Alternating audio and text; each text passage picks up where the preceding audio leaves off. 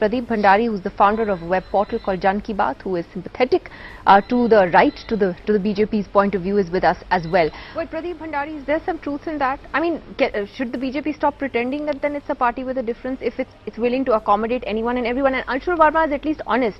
He says, "Hum rajniti kar rahe hain." I mean, we can't sit back and sleep. That whatever statement Mr. Aggrawal has made, I think it has to be condemned.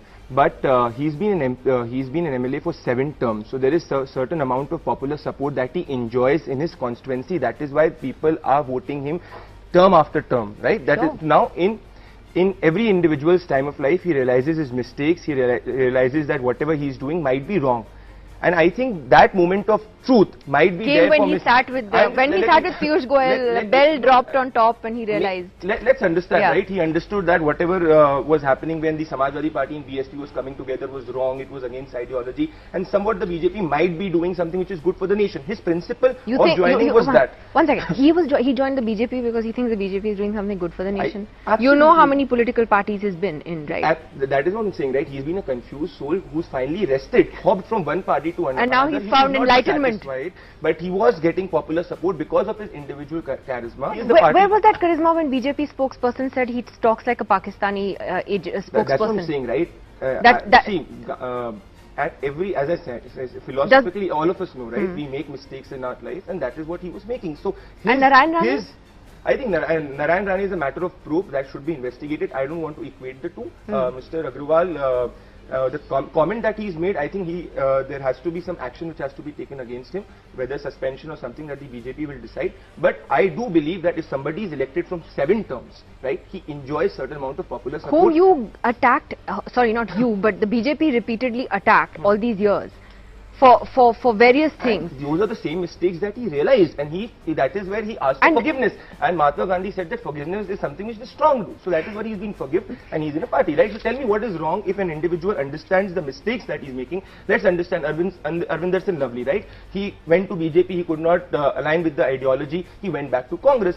So I think that's a part and parcel where an individual understands where he finally fits into. We all should suspend, say, a person like Azam Khan who talks about a rape victim as publicity. Absolutely, Azam Khan is awful. We should suspend Mr. Digvijay Singh who calls tamcha of women, or Mr. Naresh Aggarwal who makes an anti-women statement. So on this parameter, I do agree with you that we need to suspend or take action against these individuals across party lines. Just tell me, this guy said Narendra Modi is a man without humanity. Absolutely. Okay, 3 years ago, 4 years ago. It's okay for the BJP to take him now because it's politically expedient? No, I don't think so. Because it's Narayan Rane. So if there are certain allegations that should be proved, and if these allegations are proven, then he should be suspended. Agreed. So on those 2 counts, I agree with you. If there are certain corruption allegations, he should be proven, he should be suspended. For this statement, action should be taken, irrespective. Against Mr. Azam Khan, where with the Congress and the SP line and call. But why should the BJP keep comparing itself to the SP or the BSP? It shouldn't. It's about the principle. It's about the principle. But there are no making principles. An anti-women statement across party line, you should act against the individual. I'm just talking about a very nuanced difference where an individual, despite of hopping party, has been enjoying popular support term after term, term after term. It does not mean the voters are fooled, right? Pradeep, BJP just admit that this is just real politics rather than you saying things like, we're going to, they'll be reformed and they've realized about the great leadership and all that. This is just real politics. Just at the outset, there is 2 factual inaccuracy that the previous speaker has pointed out. First of all, in Meghalaya, all the parties, the regional parties, campaigned on an anti-Congress clan. So it was obvious for all the parties, whether the NPP and others, to come forward and form the government.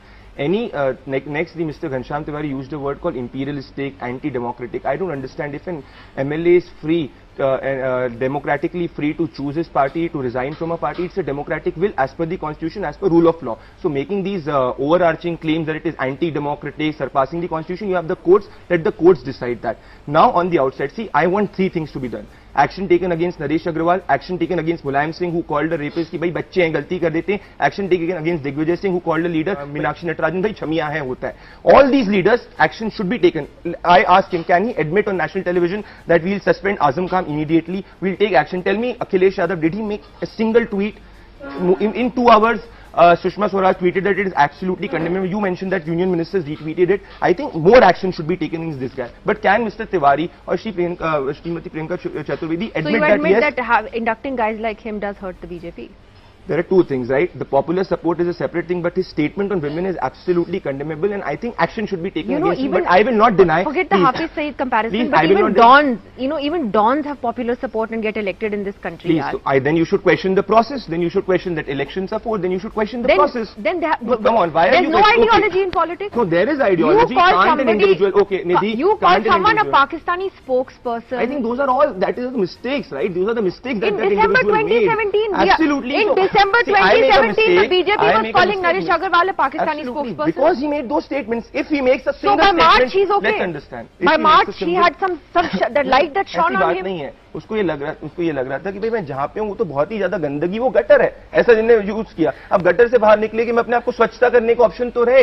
Gandhi ji ने बोला है कि भाई हम अपने आप को pure कर सकते हैं, बेटर कर सकते हैं. Let's understand that. I want this. Can mister Tiwari admit that? Let's suspend Azam Khan. Let's suspend Azam Khan and Mulayam Khan. For the voters to decide if they actually going to take something like this seriously. Don't know whether it's going to. Mulayam Singh Yadav, Azam Khan and Naresh Aggarwal. Our constitution does not say साम दाम दंड भेद से सरकार बनाइए. हमारी constitution कहती है, but BJP has made साम दाम दंड भेद a much superior. Please don't speak over one. BJP has made साम दाम दंड भेद much more important than the constitution, and that must be protested. If you want to keep democracy first, then साम दाम दंड भेद is not democracy first. Whether SP and BSP coming together is not the same principle then? It's the same principle then. Ask him.